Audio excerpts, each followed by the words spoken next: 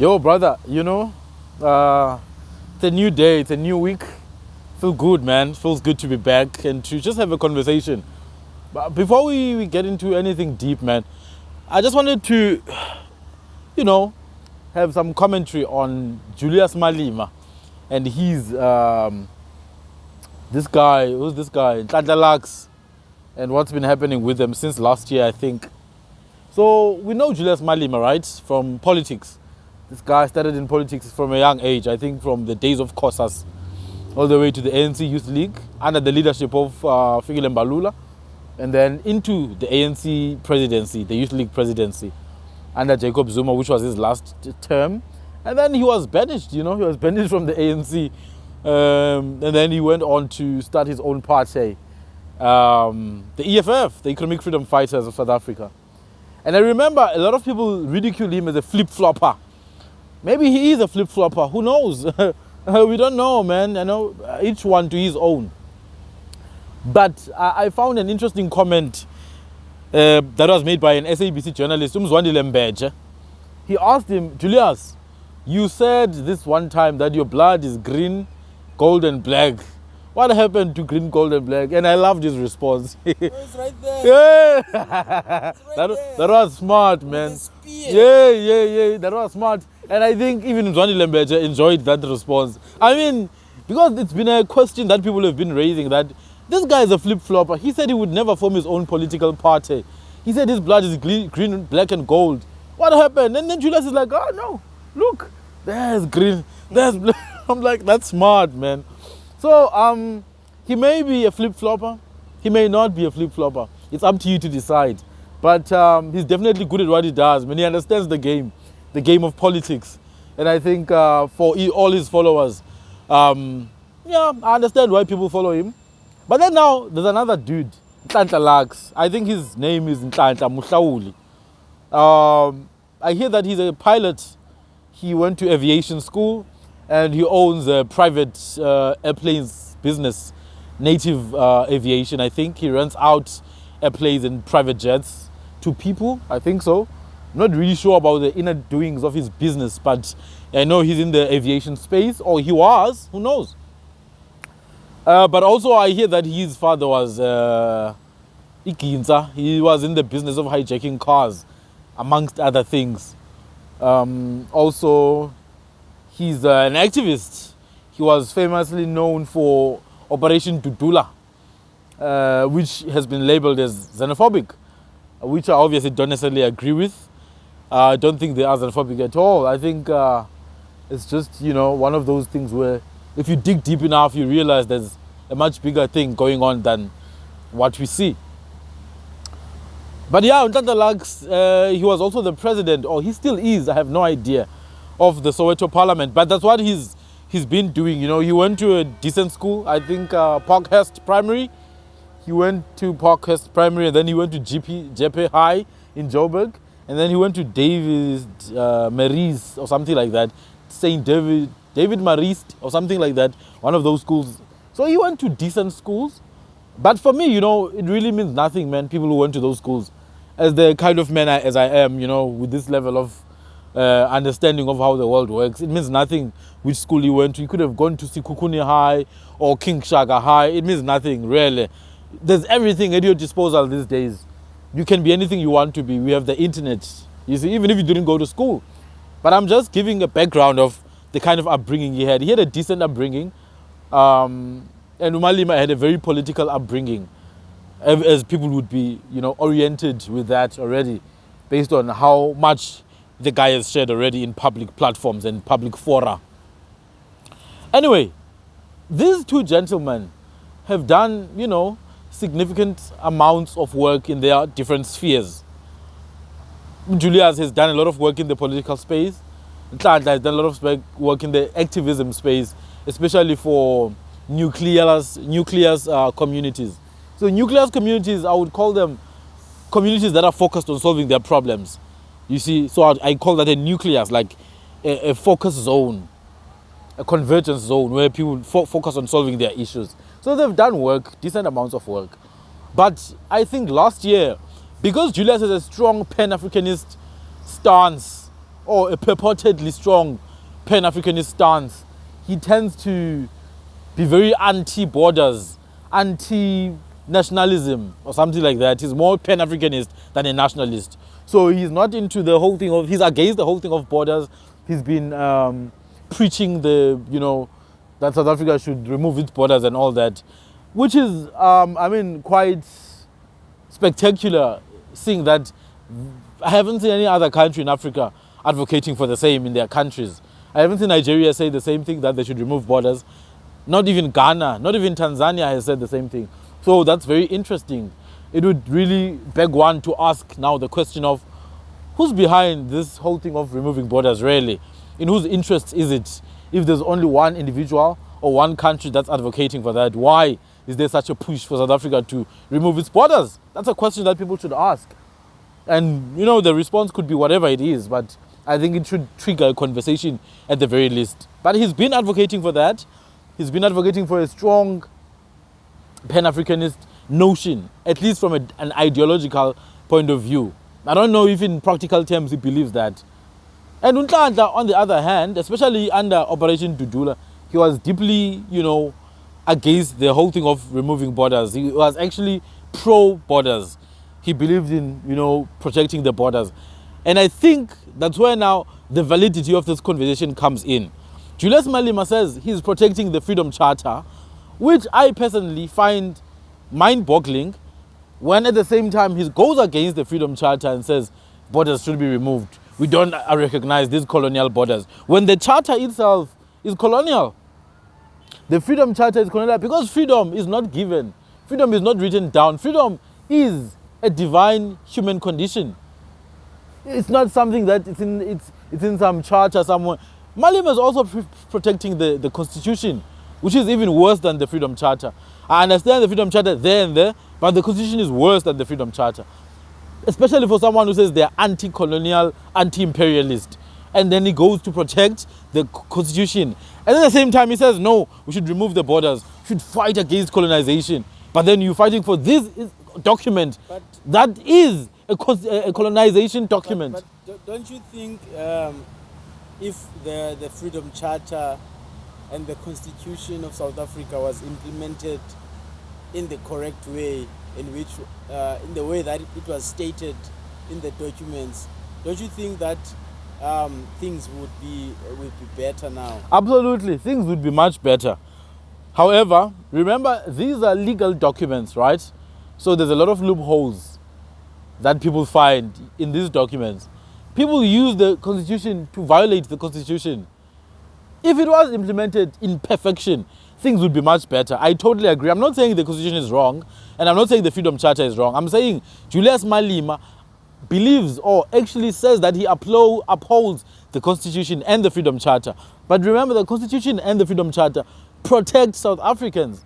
They actually are very nationalistic in nature. They are human and nationalistic at the same time.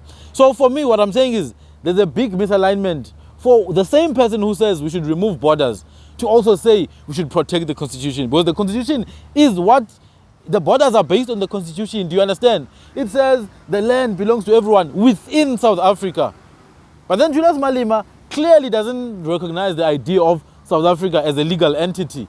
He says remove the borders, which goes against what the Constitution says. Does removing borders mean that now the land of South Africa is not South Africa anymore? Yes, it means that in Malema's eyes. He says there's no South Africa, there's no Nigeria. South Africans are Nigerians, the Nigerians are South Africans. That's what he says.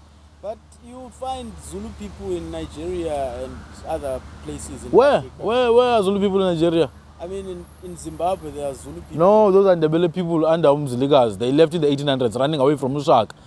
They ran away, Baba. They are Zimbabweans now. They are Zimbabweans? Yes, they are Zimbabweans under the legal documentation of Zimbabwe. So they are legal there.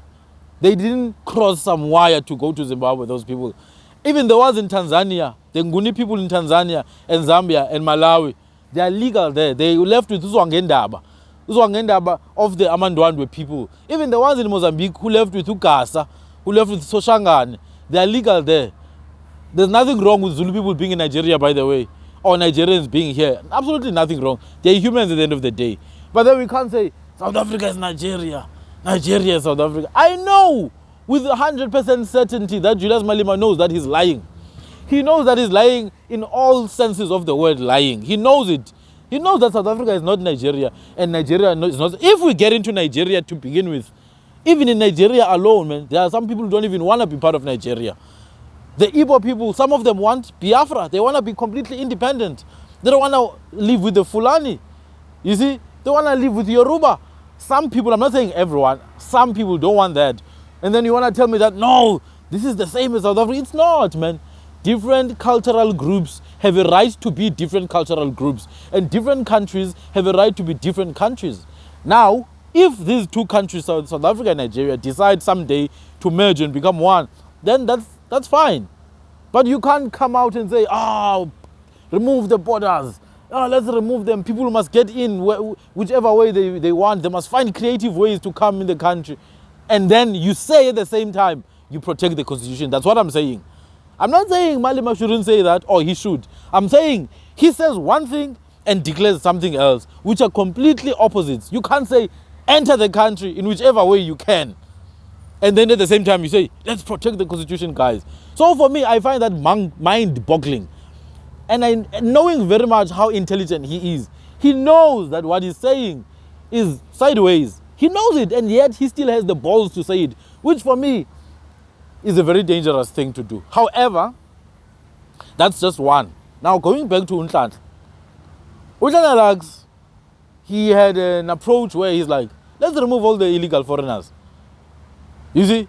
He said, let's remove the illegal foreigners because these people are not refugees. There's no war in their countries. The guys from Ethiopia, guys from Zimbabwe, there's no war. They are not refugees. And they're not supposed to be getting the jobs that they're getting, low-hanging jobs. For example, you can't leave your country to go to another country to be a waiter. You can't do that. Being a waiter should be reserved for the domestic people. People who should be allowed to enter the country are people with exceptional skills, high demanding skills, data scientists, architects, data engineers.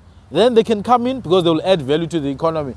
However, in the current situation, a lot of people, and it's not just limited to Zimbabweans and Nigerians, there's a lot of Pakistanis, Indonesians, Afghanistanis, whatever the name, Afghanis, a lot of them actually, people from Serbia and Russia. That's very interesting because most of the time when people speak about foreigners, it's only Africans. Yes, they don't consider Europeans, yes, the Chinese, yes, which is wrong. Russians. That's another problem.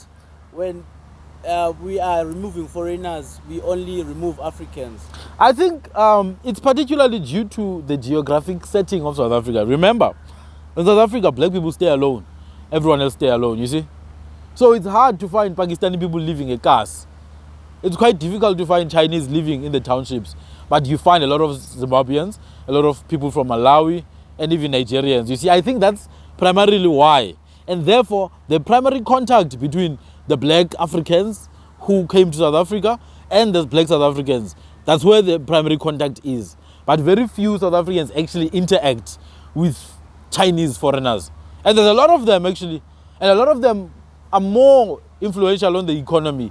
They should be removed even at a much more vehement pace actually. I totally think they should be removed in a much more vehement pace, much more aggressive pace. So, the Serbians who run the night world, the clubs, the Russians, you see some of the Eastern Europeans as well, even some British and some Australians who are foreigners here, they shouldn't even be here. So they should all be removed. The priority should be South Africans. And I think that's what Nhlanhla Lux was saying. I don't know what he says now. I don't know what his stance is. But I think this gives us a good picture of how this Nhlanhla Lux and Julius Malema beef started. So Julius Malema then commented when Nhlanhla Lux was saying that foreigners are not South African, blah, blah, blah, should leave, together with Operation Dudula. Now, Julius Malema commented, you see, and called Nhlanhla Lux, I think he called him names. I don't know the exact words, but I think he called him a small boy, in a way, metaphorically. But he also said he was a child of a criminal. He mentioned that, which is a bit personal. And then I think that's where this issue started. Now, Nhlanhla Lux was also responding. They started having this issue between Operation Dudula and EFF. Don't you think that the beef is because Operation Dudula is only focused on black foreigners, not any other race of foreigners. I don't know if they are focused only on black foreigners. Have you seen them removing any other foreigners beside? I've seen in the shops in Joburg, I've seen in the shops where the owners were probably Pakistani or Indonesians, you see. But then now the problem is, no, I think the owners could have been white.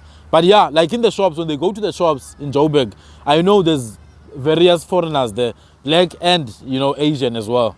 But I do think that, as I said, man, in areas where black people stay, majority of the foreigners are black.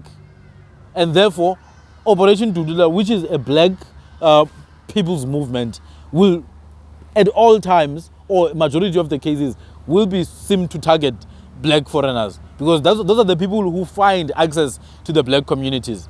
As I said, man, it's hard to find Chinese living in the townships. I know there's a lot of Chinese shops in the townships, especially in Cape Town. There's a lot of Chinese shops there, I know for a fact. But Chinese homes and houses in the townships, it's hard to find that. Which means now Chinese are protected. Not just the Chinese, the Eastern Europeans are protected as well. Because they are more involved in at least a bit more serious crimes like clubs and all these illegal drugs. So they are a bit more protected and a bit more dangerous as well. So now you might say the black Africans, especially the ones who are employees, the workers, they are a little bit more vulnerable to any chaos that erupts at the bottom of the pyramid. They are an easy target. Yes, they are definitely an easy target. Yes. Because of their poverty and their geographic vicinity. But now, that's why it's important to go at it as well via the legal route. Because when you go at it via the legal route now, then you can deal with everyone, including the guys who have money. Because when you fix the policy, then you can target everyone. You can just fix the law. Remember the Pakistani guys, they've got money, man. These guys, they pay 40K, 50K, 30K to enter the country. The Zimbabweans don't have the money. They go underneath the wire, the fence. Which is wrong still. It's still very wrong. So but there's an economic imbalance, absolutely. The guys might be intimidated by the people, the other races, like the Pakistanis, as you mentioned, which have more money than the people who come from poor countries. So it's an economic issue. It's obviously not okay, man. But you have to understand the context in South Africa. You're not going to stand up, my brother, if you are living in Soweto and the people who own the shops are all black Africans. You're not going to stand up and fight a Chinese who's in Fourways or in Sandton and say foreigners must leave. You'll chase the ones in your... Must you only chase people in Soweto? I'm not the one to decide who to chase. All I'm saying is that people chase the people in their communities. Remember the Lesotho guys in Krugersdorp who are in the illegal mining, the Zamazamas. A lot of them are from Lesotho and Mozambique, you see. And they are actually taking the gold and the other minerals from Krugersdorp. So the people of Krugersdorp didn't stand up and say, let's fight the Russians who are here illegally. No, they dealt with the Sotho guys who are our brothers through and through. Same surnames, same blood. But then they still fought them. Why? Because they were in their community. So remember, this at the very core, it has nothing to do with who's black or who's not black. At the very core, it has everything to do who's here right now. For me, I will definitely differ from that. I think it's because they are black, and that's why they are targeted by these so-called Dudula guys. Because they never target white people, they never target Chinese people. They only target black people according to my experience and seeing them doing their thing. I've never seen them attacking any other race. But I've just told you why part of that is. No, I don't believe in that. I think these people might be afraid of the other races. Why? Why do you think they are afraid of Pakistani refugees or Pakistani foreigners? What would they do to them? Maybe they are benefiting some things. Maybe the Pakistani people might have been intimidated by these guys. Okay. The Dudulas, and then they started paying them. So I don't think it's fear then. That's why I'm saying, I don't think it's fear. Then if that's the case, then maybe even the Dudula guys are themselves corrupt. Because I've even heard of reports that some of the Dudula guys, actually what they do, they go to the hijacked buildings that are hijacked by, a lot of the times by West Africans, right? A lot of the times it's Nigerians who hijack the buildings in Hillbrow and other areas. They go there take the buildings and then rent them out to the same guys who hijack them. I've heard of that actually. So which tells you that maybe some of these Dudula activists are themselves corrupt criminals. But I wouldn't say it's a color thing, especially when it comes to people who have access to the township. Like where I grew up, you had Somalis, right? Somali nationals. And when people were sort of like angry or chaos erupted during the xenophobic times, it didn't matter if they're Somalis or Ethiopians or even Chinese. I remember there used to be a spa in the cars. There used to be a spa, and then the spa was sort of sold, and then Chinese came through. I'm telling you right now, I know 100% that shop is closed now, that Chinese shop. People were not scared to say it's a Chinese. They went in. The criminals who used to bomb the ATMs, people went in and plundered. Even the Somali shops, you see. In xenophobic attacks, I can definitely understand why everyone can be attacked. Yes. Even South Africans are attacked. Even they have to close down as well. Even those who don't own shops. I was once told that. Actually, I was once afraid that I would be attacked myself, you see, in Joburg, because apparently I didn't look South African. Apparently I didn't look South African. Some people come to me and they talk English. Some people come to me and they speak in Shona. So apparently I didn't look so that's why I'm not gonna play that card of color to a particular extent, especially when it comes to the Asians, you see, like the Indian shops, Pakistan. I don't think people are afraid of those guys, man. These guys can't even speak the language. No one is scared of them. But they might be bribing, absolutely. Like the Somalis in Cape Town. The Somalis are bribing now. No one attacks them. No one attacks the Ethiopians. Not because of their color, but because they found a way to work with the foreigners. So it's an economic thing. Those who have the money to pay off movements like Dudula or criminal elements within Dudula, they will be protected. And it trickles down to the poor now, black Africans, which is majority people from Zimbabwe, Malawi, you see. Even Nigerians, a lot of them are protected, man. You know Nigerians, a lot of them, you find them in the CBD areas, in nice buildings there. A lot of them running successful businesses. Not many Nigerians actually get attacked. But it's the poorer guys like from Malawi, Zimbabwe, Mozambique, who tend to work in the low-hanging fruit types of jobs. Waitering, cashiers, or hard labor, you see. So there is an economic element. And then I think maybe the race element then would come in when we talk about Eastern Europeans, Serbians, foreigners from London. You see, those ones are definitely protected by the system. It's not even Dudula or anyone. It's the system itself, because this is their system, right? So I won't even argue about them being protected. They are definitely protected, man. And even the areas they live in, majority of the time, are not even accessible to black people. But black people are still in the concentration camps called townships. But can I go back to Nhlanhla Lux and Malema? Well, I think it's good that we got into Julius Malema, constitution and borders, and then we got to Nhlanhla Lux, Dudula and xenophobia. So these are the two areas that these guys worked in. Now, I don't know what was happening, but it was during this time where Dudula was visiting homes, and a Zimbabwean guy died. A Ndebele Zimbabwean guy died, and apparently was killed by Dudula people. I don't know about that. I wasn't there. But I think the EFF started to go to these Dudula protests to block them. Oh, I remember the Dudula guys went to a hospital or a day clinic to block entrance to foreigners or to remove them. And yes, they were black African foreigners, you understand?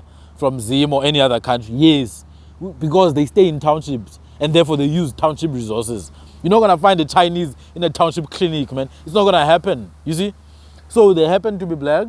They were chased out or something like that. But then the EFF came and they fought. They fought with the Dudula guys. And it happened more than once. Because I remember there was once where these guys were raiding houses in a township community. And the EFF came. They protected some of the guys. Because what used to happen is that Dudula would get reports from community members that there's a guy who's selling drugs here. And this guy is destroying the youth. And then Dudula would come, right? And they would come and search the place with the police. That's another thing. They would come with the police, man. That's why Nhlanhla Lux is not in prison. And that's why Julius Malema is not in prison. Both Julius and the Dudula guys, they work with the police. So now there started to be this beef where Julius was saying stuff about Nhlanhla Lux. Nhlanhla Lux would respond. We're not going to be told by politicians how to do things. So there was this friction between them. And recently now, Julius Malema announced that there's going to be a national shutdown, right? I think it's due to, amongst other things, the electricity crisis in the country, load shedding. Pala pala. And the Pala, Ramaphosa, basically, all the issues surrounding the guy. Julius Malema said there's going to be a national shutdown on the 20th of March, right? Yeah. Nhlanhla Lux came out guns blazing and said there's going to be no national shutdown. Commander's morning. Commander's morning. So you have the commander here, then you have the commander-in-chief this side. What's happening? Why are these guys fighting, man? What nonsense is this? Nhlanhla Lux said there's going to be no national shutdown. We're not going to be told by some politician what to do. And I understand where he's coming from, right?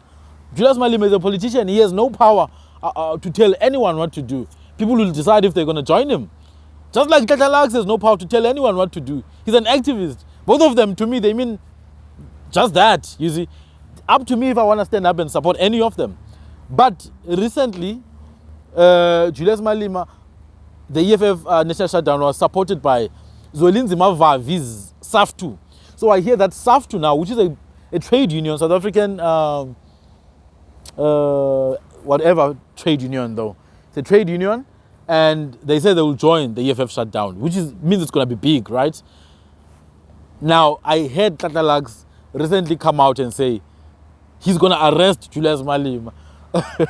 He said he's going to be there personally to arrest Julius Malema. But now the tone has changed from saying there's not going to be a shutdown to saying if they do anything beyond the boundaries of the law. Because Malema came out and said the protest is going to be peaceful and it's a constitutional right, which is what I'm saying, that Malema uses the constitution to defend his actions. At the same time, he goes against the constitution to say, remove the borders. Do you get it? Which may seem like some terrorist element there. If we really cared about the law, he would be questioned about the border issue, man. No other country, no other politician in any other country has said, remove the borders in my country. He has been questioned, and the answer was the borders were imposed on us. Just like the constitution. I didn't say I want a constitution. But then he goes and then he uses the constitution to say, it's our constitutional right to protest. Do you get what I'm saying? Which now should tell you that, these guys are really politicians, man. They will say whatever they need to say to make ends meet. And I understand. I'm not saying he's wrong for doing that. He should be doing that. He's a politician. I expect that from him. But I want people to be out. He's not a saint. He's not a perfect messiah. He does what needs to be done to get to the result. Just like in Nhlanhla. They are the same thing. They are the same thing. Do you think we should remove or keep the borders? I think that's something that should be discussed in the country as a whole. Personally, I can't say remove the borders, but I think there should be an analysis, a feasibility analysis as to what would we benefit by removing the borders and what do we lose by keeping the borders. And then we do a cost-benefit analysis. If there's more benefits and much stronger benefits, you know, with removing the borders, how far do we remove them? To what extent? Do we remove the physical borders to say Zimbabwe, Botswana, Namibia, Mozambique are the same thing as us? Or do we remove them from an economic perspective, which I'm much more a proponent of, actually? I definitely think there should be free trade, 100%, with all the countries in Africa. There shouldn't be too many taxes and all that. You see, I'm 100% for that. Free trade, open transportation routes that connect these countries so that we can have a sustainable economy within the African continent. I'm completely a fan of that, actually. So there was a free trade agreement that they were signing with other African countries. I'm a proponent of that. But then when it comes to physical borders, we can't just speak as South Africa. There's 53 other African countries, man. What do they say? What do they think about that? Let's ask Museveni of Uganda. What does he think? Let's ask the Nigerian president. We can't just be saying things alone here when we can see what's happening in our country. Crime is out of control. Rape is out of control. Load shedding out of control. The economy is crumbling down. And then you focused on borders. You can't even run your own country. How are you going to run 6 other countries that join us? So there should be a cost-benefit analysis there. But then from an economic perspective, there shouldn't be too many red tapes. 100%, I support that. And that's my stance for now. But back to Julius Malema. I have a message for the two of them with Nhlanhla Lux. They must stop these childish tantrums that they keep on throwing. These guys, they should stop chasing clout, man. We've got serious issues here. And we need both of them. We need both of them. Remember, Julius Malema has followers for a reason. Those followers are not just some dumb fools. Okay, I'm not saying they are the most intelligent people in the world, but I'm not saying they're the dumbest either. There's a reason why they follow Julius Malema. They expect certain results. And that's why these guys should be focusing on executing and helping South Africans. Julius Malema, he has his own constituents that he needs to deliver to, just like Nhlanhla Lux. They must focus on serving the people. What nonsense are these childish tantrums that they keep on throwing and fighting like some rappers, as if they've got beef or they want to the other's girlfriend? Malema is a married man. He's a father. He should be, mature enough to stop entertaining this nonsense. Just like Nhlanhla Lux, he came out saying he's going to arrest Malema. We know that's not going to happen. He knows as well that it's not going to happen. He is not going to arrest Julius Malema. So what is he trying to achieve by going out and saying, I'm going to arrest this guy, I'm going to be there? You are lying, my brother. You're not going to arrest Malema. You don't have that amount of power in this country. You don't have that power. You're not going to do it.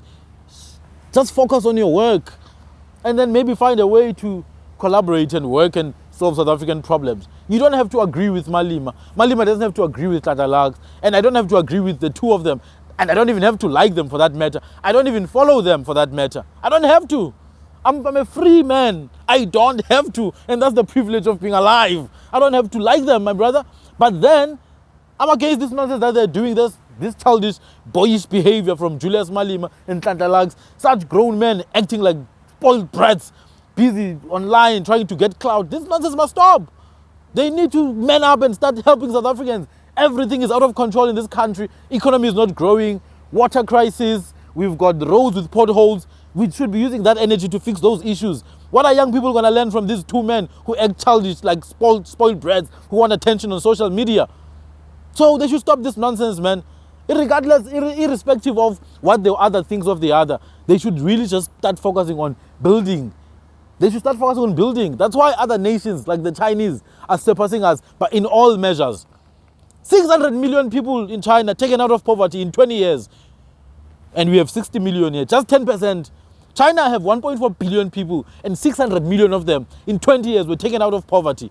They don't have time to be trolling each other on social media. You troll the president, you go to a concentration camp, or they call it a re-education camp. They deal with you there because they have an agenda, my brother. They don't have this nonsense of politicians busy on social media. We have superior logic. I don't care about your superior logic. What actions are you taking to solve the problems of the country? That's the message I have for these two guys. Do you think Chinese government policies is a good way to govern a country? Well, would you prefer those conditions which people in China are living in for yourself? Well, China is a socialist country, man. It's a socialist country. They call it, their system, they call it the Chinese socialism with Chinese characteristics, right? So they have a socialist school of thought, and it works for them the way it works for them. But in South Africa, we're not socialist at all. We're actually a capitalist country, a mixed economy with a bit of communism there and there. But we're a hugely capitalist country. And I think to take a socialist policy and implement it in its fullness in the country would cause a lot of problems, you see. So what needs to be done, this is what I believe in, what works. Take what works from Germany. Take what works from the United States of America. Take what works from China. Or don't take anything at all. Develop what works for yourself. You see, we don't have to do anything that the Chinese are doing. But what needs to be done is implementation. We've got the most perfect documents, man. Our documentation, our policies, they sound the nicest, the most noble. Even the constitution has been recognized as the best constitution in the world. But look at the country, the most unequal society, where less than 10% of the population own more than 70% of commercial farming land. When an average white family earns 5 times than your average black family. Where 60% of all black people in the country live in poverty. 40% of all colored people in the country live in poverty. More than half of all young people are not working. Stupid constitution. Because if it's the best in the world, why is it not translated into the reality of the daily reality of South Africans? So for me, constitution, socialism, whatever those things are, I don't care with any of them. What I want is action, implementable action that's going to help South Africans to have something to eat at the end of the day. So do you think maybe let me rephrase. What are some of the things that we can expect if ever Julius Malema can become president? Okay, so this is just purely an opinion now. It could be false, could be Yes. true. I think he would definitely he would slant towards the Chinese. He would definitely slant towards the Chinese. So Julius Malema has something called the 7 cardinal pillars of the economic freedom fighters. 7 cardinal pillars. So if you want to go read on that. But I don't see him really promoting those cardinal pillars anymore. But he talks about economic freedom. He talks about land, nationalization of mines and banks and all that. So I think under Julius Malema, the state would have much more power. The state would have a stronger say in things. And no one would own land. He's been saying it. You would not own any land. So all land would be owned by the state and people would lease the land from the state. So for example, the farms that you see here that are owned by the descendants of the Dutch and the Germans and the English and the French, those farms would be expropriated by the government, owned by the government, and then whoever's going to work the land, whether it's a farmer or Amazon or whoever, they will go to the government, propose whatever they'll be doing to the land for 100 years, then the government would give them the lease. It would look like that from a manufacturing resource point of view. But I do think that Julius Malema is smart enough to understand that the economy is the backbone to any successful society in modern times. So I think he would respect the economics. He would respect economies of scale, economies of scope. He would respect that. He would respect the importance of manufacturing. I think he would definitely respect that. I think he would be a bit less abrasive in his policies, in the implementation, than what he says. So he's a bit more aggressive when he speaks. But I think in terms of implementation, he would respect the global economy because he understands that we don't exist alone. So I think it would be a little less abrasive economy, but a bit more involvement from the state. And that does not make us immune from, manipulation, from foreign control either, because one way or another, man, there's powers that be in this world. The guys who established this system, they're still going to have a say in how things work. For example, there's a lot of people who've been saying that Julius Malema himself is under control of an Italian mafia boss, Adriano Mazzotti, the same guy who owns the complex where Julius Malema's wife stays in Sandhurst, in Sandton. So what proof do we have that now there's not going to be external influence? I know with 100% certainty there's going to be a lot of external influence from both the European and the Eastern powers. But I do think that there would be more alignment with the Eastern powers, Russia, which I'm not against, and China, which I think we should be very careful of, because the Chinese, I think they are very involved outside of China, whereas Russia, it's a little less involvement from them, which I understand. But I also understand the pursuit of power, man. It's a human nature. I don't think there's any country that's gonna just stay in their own land. I think a lot of countries do want to have influence over others, especially countries that have historical, unfinished business, such as Russia. So under Malema, I think we'll be more inclined towards the east, towards Russia.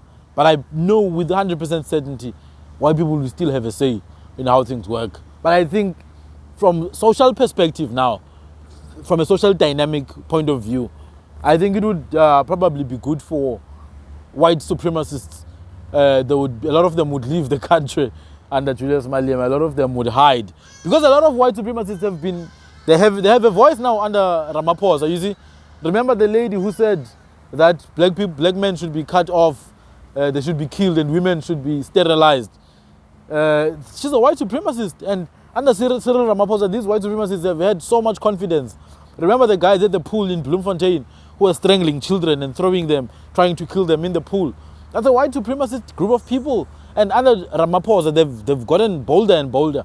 And I think under Malema, they would probably be very careful of what they do.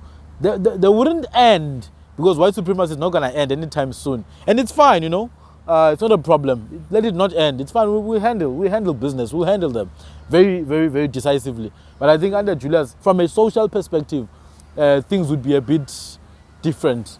Yeah, that's me. What are your final words, just to wrap this up?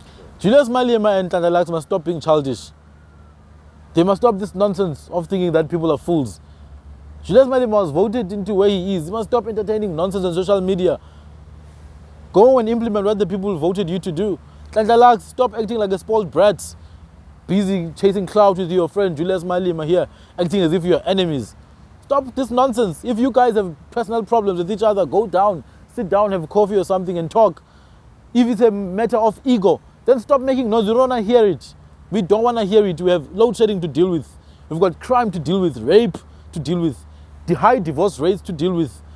We've got murder. South Africa is the murder capital of the world, rape capital of the world, the most unequal society in the world. Load shedding crisis, and you guys are busy thinking that we care about what you think of each other on social media. Come on now. That's childish. Stop being spoiled brats and stop throwing tantrums, looking for attention. Work.